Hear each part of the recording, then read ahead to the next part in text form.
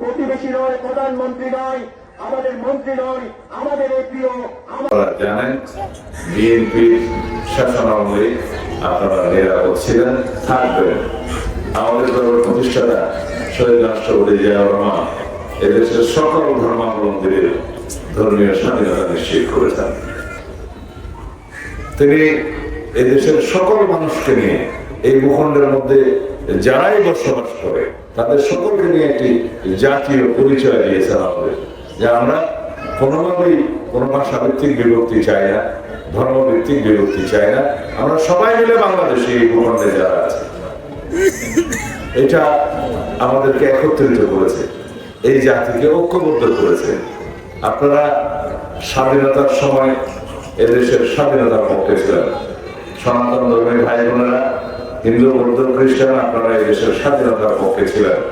আমরা স্বাধীনতার পক্ষে ছিলাম। আমাদের দলের প্রতিষ্ঠাতা শহীদ রাষ্ট্রপতি জিয়াউর রহমান এদেশের স্বাধীনতার মহান ঘোষক, সম্মুখ সমরে যুদ্ধ করে এদেশের স্বাধীনতা অর্জন করেছেন।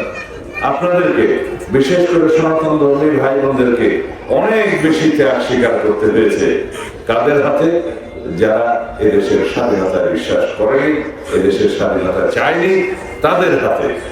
আপনাদের পূর্বপুরুষরা যারা এখনো জীবিত আছেন তারা জানে 1971 সালে কাদের হাতে তারা নির্যাতিত হয়েছিল।